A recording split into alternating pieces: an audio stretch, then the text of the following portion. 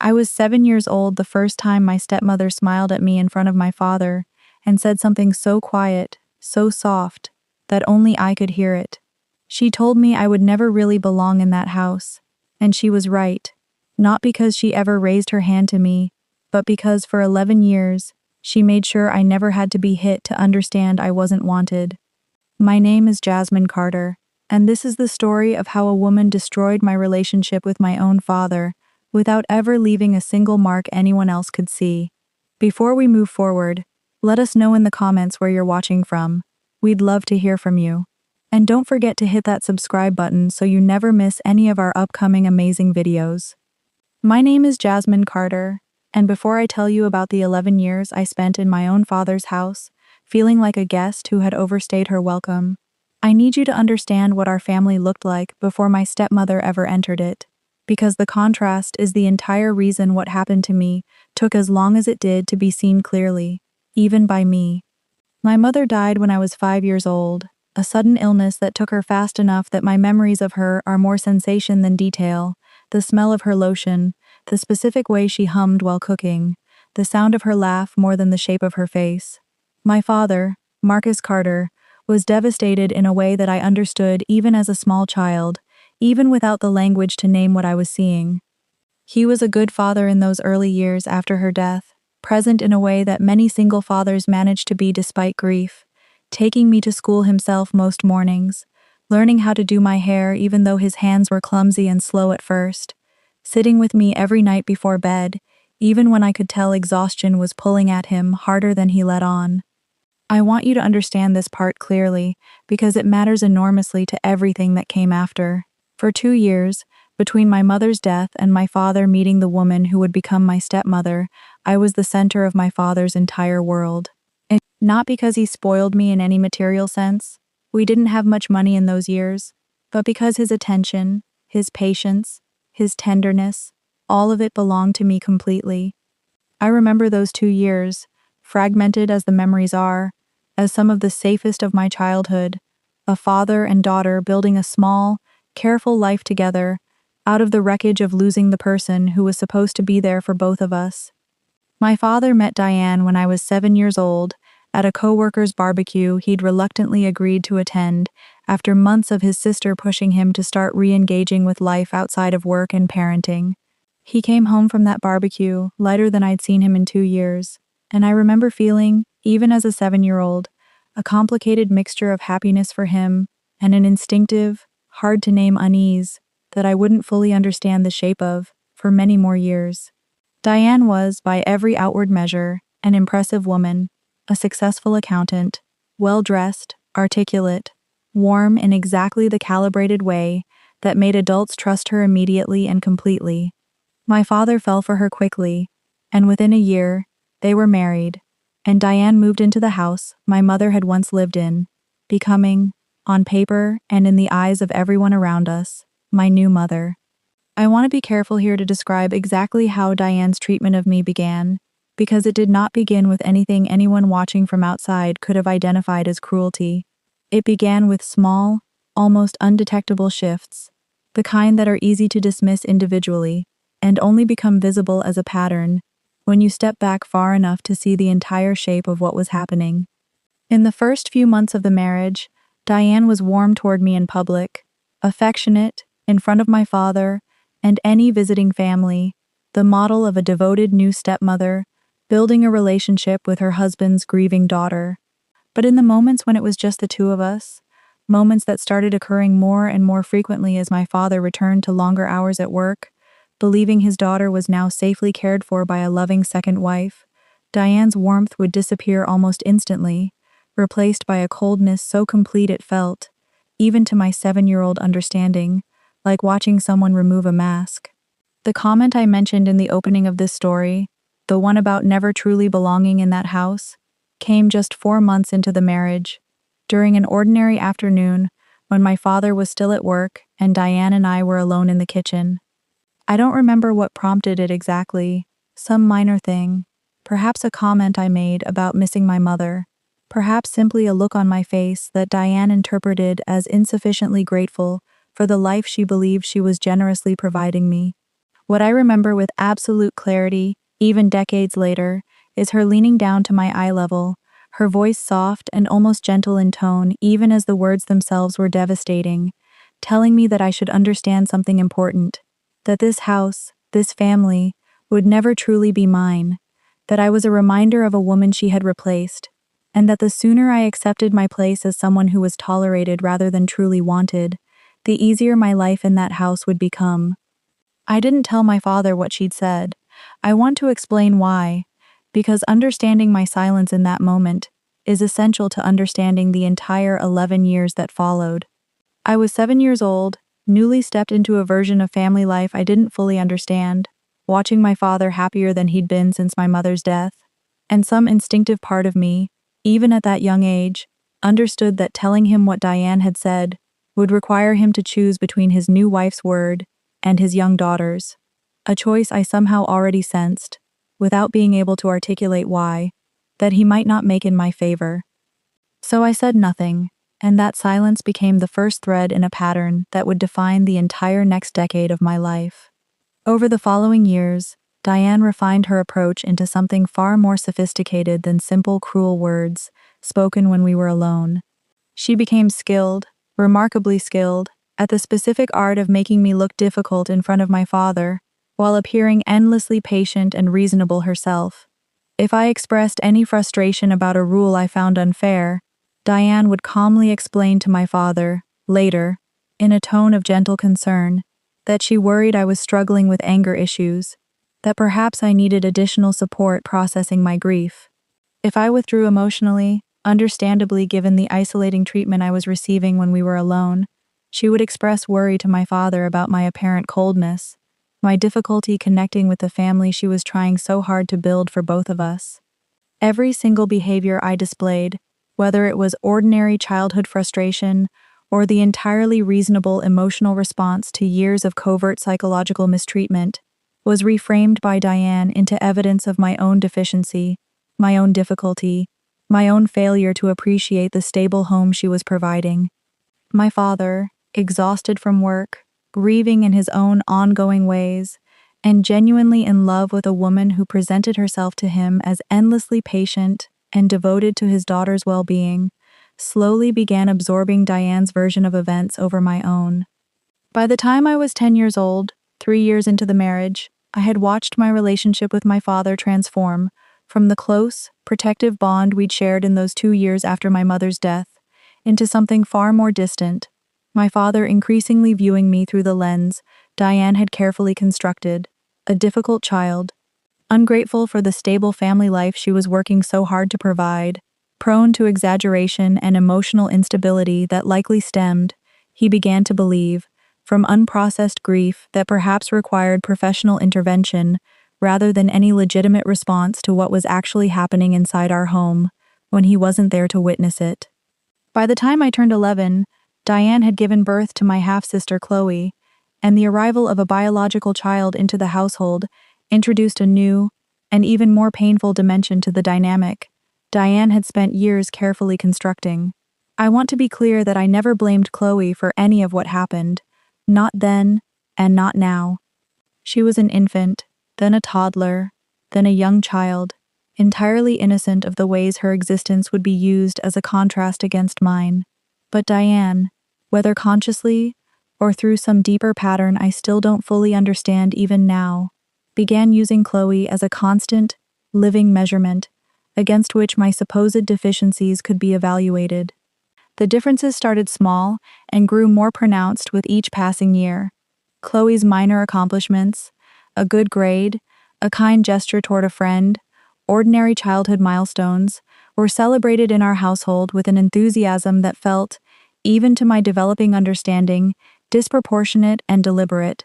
My own accomplishments, which were substantial, I maintained strong grades throughout my childhood despite everything happening at home. I was well liked by teachers, and the few friends Diane allowed me to maintain relationships with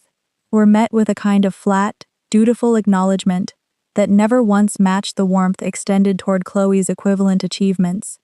I remember bringing home a report card in the 6th grade with all A's, feeling a small flicker of hope that this might finally be enough to shift something in how I was seen in that house, and watching Diane glance at it for perhaps 3 seconds before setting it aside and asking Chloe, 4 years old at the time, if she wanted to help make cookies. The isolation Diane orchestrated extended beyond the walls of our house as well, though it was so gradual and so carefully justified at each step that I didn't fully recognize the pattern until I was much older. She discouraged friendships that she deemed potentially negative influences, always with reasonable-sounding explanations that my father found difficult to argue against. This friend's parents weren't sufficiently involved. That friend seemed to encourage bad behavior. This other friend's household values didn't align with ours. Slowly, methodically, my social world narrowed to almost nothing outside of school hours, while Diane simultaneously cultivated an active, visible social life for Chloe, playdates, extracurricular activities, sleepovers with friends, whose parents Diane had personally vetted and approved. The relationship between my father and me continued deteriorating throughout these years, not through any single dramatic confrontation, but through the accumulated weight of 1,000 small moments, where Diane's version of events was believed over mine, where my father's presence in my life shrank steadily as his trust in Diane's judgment about parenting me grew. By the time I was 13, we rarely had conversations that weren't mediated, in some sense, through Diane's presence, or through the lens of concerns she had already planted in his mind before I ever had the chance to speak for myself. I remember specific instances of trying to talk to my father directly about how isolated and unwanted I felt in our home, only to watch his expression shift into the particular concerned confusion of a man who had already been primed, through years of careful conditioning, to interpret my words as symptoms of an underlying emotional problem rather than accurate descriptions of my actual experience. The heaviest period of this mistreatment, the years I still find hardest to discuss even now, occurred between the ages of 13 and 16, when Diane's control over the household had become so complete that she no longer needed to be particularly careful about maintaining a warm public performance, at least not within the walls of our home. She began implementing rules that applied only to me, curfews, significantly stricter than anything Chloe would eventually be subject to at the same age. Chores that far exceeded what would be reasonable for a child my age. Financial restrictions that meant I rarely had access to the same allowances or opportunities Chloe was given as she grew older. When I asked my father directly about these disparities, hoping that confronting the pattern explicitly might finally break through the narrative Diane had constructed, he would offer explanations that I now recognize as arguments Diane had already fed him in advance. Explanations about needing to teach me responsibility, about my supposedly demonstrated inability to handle freedom responsibly, explanations that always managed to locate the source of the disparity in some deficiency of my own character, rather than in the deliberate favoritism actually driving it. I want to talk about one specific incident from this period because it represents, more clearly than almost anything else, the sophisticated cruelty Diane had perfected by that point in our relationship. When I was 15, I was invited to a school trip, a week-long educational program in another state that many of my classmates were attending, an opportunity that mattered enormously to me, both academically and socially. I asked my father for permission and for help covering the modest cost of the trip, and I watched him consider it, genuinely seeming inclined to say yes, before telling me he needed to discuss it with Diane first. I remember the specific dread I felt in that moment, understanding with absolute certainty, built from years of similar experiences, exactly how that conversation would unfold once I wasn't in the room to advocate for myself. Diane told my father, later that evening, that she had concerns about my emotional readiness for a trip like that, citing several exaggerated or entirely fabricated incidents from recent weeks as evidence that I might not handle being away from home responsibly. My father, trusting her judgment over the direct evidence of my actual behavior and academic standing, ultimately decided I should not attend the trip, framing the decision to me as a difficult but necessary choice made out of concern for my well-being. I remember sitting in my room that night, 15 years old, understanding with a clarity that felt almost unbearable that I had lost once again to a version of myself that existed only in Diane's carefully constructed narrative, a version far more troubled and unreliable than the actual person I knew myself to be, and understanding that my own father could no longer see the difference between that fabricated version and the real me standing in front of him every single day. The final years before I left for college, ages 16 through 18, were marked by a specific kind of quiet despair that I've only fully been able to name and process as an adult, with the benefit of therapy and distance and enough life experience to understand exactly what had been done to me during those formative years. I stopped trying, sometime around 16, to correct Diane's narrative about who I was. I understood, with the particular exhausted wisdom that develops in children who have been systematically undermined for long enough, that fighting against a story so thoroughly established would only reinforce it further, that any display of frustration or hurt would simply be absorbed into Diane's ongoing case for my emotional instability, further evidence to present to my father the next time she needed to justify some new restriction or explain away some new distance growing between us. I found small pockets of relief during those years, primarily through a few teachers who saw something in me that contradicted the version of myself I'd been trained to believe was the only truth available.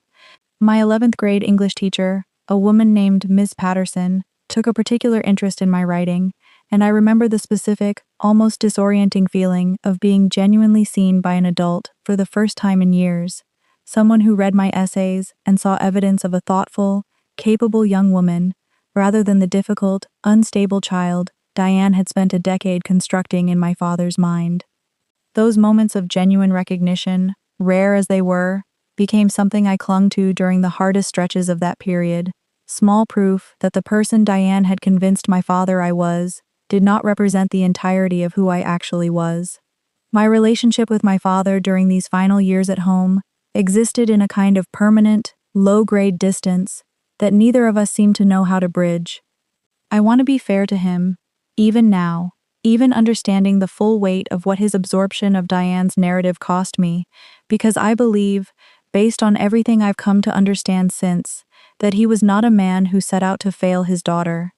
He was a man who had lost his first wife suddenly and traumatically, who had found in Diane a partner who presented herself as endlessly devoted to rebuilding a stable family, and who, exhausted by grief and work and the ordinary demands of adult life, gradually ceded his own judgment about his daughter to a woman he trusted more than he should have, without ever fully understanding the mechanism by which that trust was being weaponized against the child he genuinely believed he was still protecting.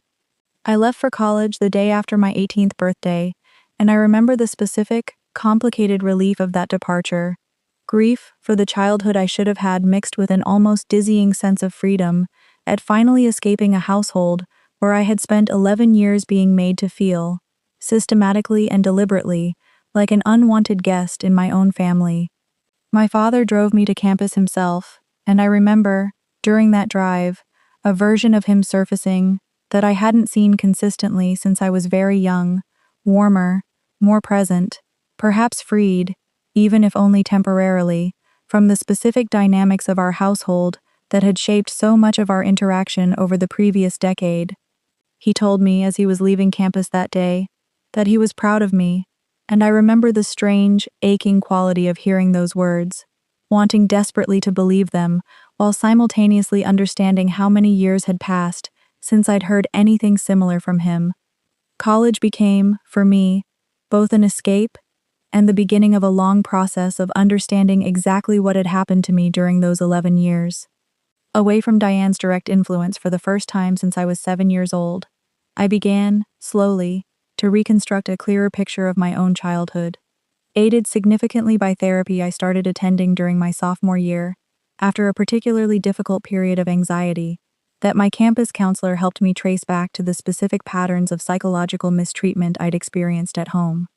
It was in those therapy sessions that I first heard the phrase that would eventually help me make sense of everything I'd lived through, the concept of parental alienation, the systematic process by which one parent, or in my case a step-parent with significant influence over my father, deliberately undermines a child's relationship with another parent through manipulation, misrepresentation, and the strategic cultivation of doubt.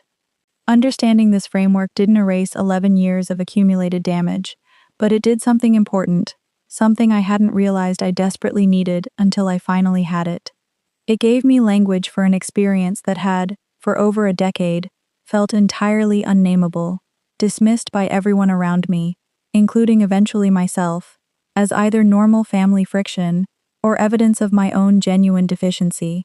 Learning that what I had experienced had a name, that it was a recognized and documented pattern that had happened to countless other children in similar family configurations, was its own form of validation, a confirmation that I had not, in fact, been the difficult, unstable child Diane had spent 11 years convincing my father I was. The heaviest disagreement of this entire story, the one that ultimately determined the shape of my relationship with my father going forward, happened during my junior year of college, when I finally found the courage, bolstered by 2 years of therapy and the clarity that distance had provided, to have a direct, unmediated conversation with my father about everything I had experienced growing up in his house. I drove home for a weekend specifically for this conversation, timing it deliberately for a period when Diane would be away, visiting her own family, wanting, for the first time in over a decade, to speak to my father without her narrative shaping the conversation before it even began. I sat across from my father at our kitchen table, the same kitchen where Diane had first told me, when I was 7 years old, that I would never truly belong in that house, and I told him everything, as clearly and completely as I could manage: the years of isolation, the double standards, the specific incidents I remembered with painful clarity, the school trip I'd been denied based on fabricated concerns, the friendships that had been quietly discouraged and dissolved, the countless moments where my own account of events had been dismissed in favor of Diane's carefully constructed alternative version. I watched my father's face throughout that conversation cycle through a range of emotions I hadn't anticipated: confusion first, then a kind of dawning discomfort, and eventually, as I continued laying out the pattern in full, for the first time in our relationship, something that looked like genuine, devastated recognition. He didn't immediately accept everything I told him, and I want to be honest about that, because the real, complicated truth of this reconciliation matters more than a simplified version would. He pushed back initially, offering some of the same explanations Diane had cultivated in him over the years, suggesting that perhaps I was remembering things through the distorted lens of adolescent resentment, that surely some of what I was describing had reasonable explanations he simply hadn't fully understood at the time. I felt something in me want to retreat, the old familiar instinct to abandon the confrontation, rather than risk the specific pain of having my reality dismissed yet again by the person whose belief mattered most. But I had spent 2 years in therapy, specifically preparing for the possibility of this exact response, and instead of retreating, I stayed in the conversation, calmly and specifically walking him through the pattern I had identified, showing him, point by point, how consistently his own judgment about me had been shaped by information that came exclusively through Diane, how rarely, across 11 years, he had actually witnessed my behavior directly, rather than receiving Diane's interpretation of it secondhand. Something shifted in him partway through that conversation, a specific moment I remember with total clarity, when I described the incident with the school trip in full detail, including a conversation I'd had years later with a classmate who had also gone on that trip, who mentioned that several teachers had specifically praised how mature and responsible I'd always seemed, information that directly contradicted the exaggerated concerns Diane had presented to my father as justification for keeping me home. I watched him go quiet for a long time after I finished that particular account, and when he finally spoke again, his voice had changed entirely, carrying a kind of grief I hadn't heard from him since the earliest years after my mother's death. He told me he needed time to process everything I'd shared, that some of what I was describing didn't align with the picture of our family he had carried for over a decade, but that he could no longer simply dismiss the specificity and consistency of what I was telling him. He asked me, with what sounded like genuine fear, whether I believed he had failed me, and I told him honestly that yes, in significant ways, he had, not through any deliberate cruelty of his own, but through years of allowing someone else's narrative to override his own daughter's direct experience, through a pattern of trust extended to Diane that was never matched by an equivalent trust in me. The months that followed that conversation were difficult for our entire family, as my father began, slowly and painfully, re-examining 11 years of decisions he had made, based on information he was only now understanding, had been systematically distorted. He confronted Diane directly, a conversation I wasn't present for, but that I understand, based on what my father later shared with me, was devastating for their marriage, forcing Diane to account for patterns of behavior she had spent over a decade denying or reframing as reasonable concern rather than deliberate manipulation. I don't know all the details of what was said in that confrontation, and I've chosen not to ask for a full account, understanding that some of what happened in their marriage during that period belongs to them rather than to this story.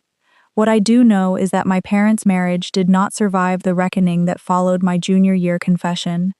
My father and Diane separated about 8 months later, and while I never took satisfaction in the dissolution of anyone's marriage, I won't pretend that some part of me didn't feel a complicated sense of vindication watching my father finally, fully understand the cost of the trust he had extended to Diane at my expense for so many years.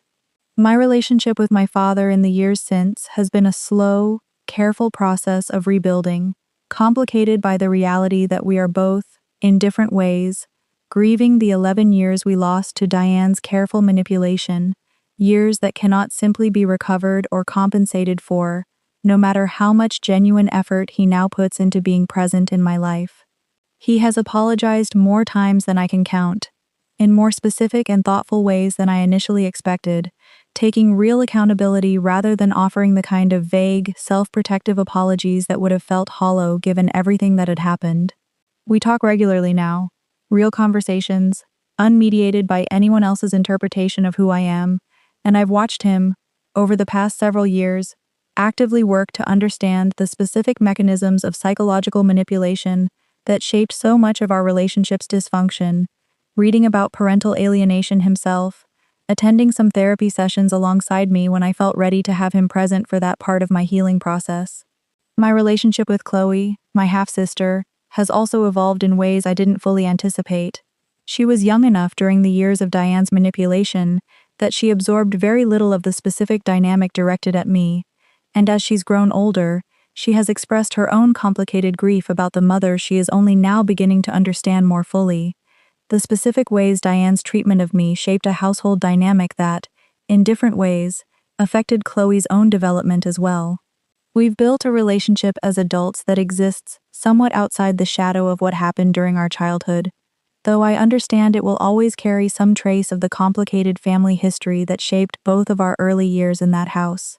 I think, now, about that afternoon in the kitchen when I was 7 years old, Diane's soft voice telling me I would never truly belong in that house, more often than I would like. I used to believe the worst part of my childhood was the isolation itself, the years of feeling unwanted in my own home. I understand now that the deeper wound was something else entirely, watching my own father's trust in my reality slowly eroded and replaced by someone else's carefully constructed version of who I was, understanding that the people meant to protect you most completely can, sometimes, become the very mechanism through which your own truth is systematically dismantled. What I've learned, in the years since finally speaking that truth aloud at our kitchen table, is that recovery from this kind of harm doesn't happen through a single confrontation or a single apology, no matter how sincere.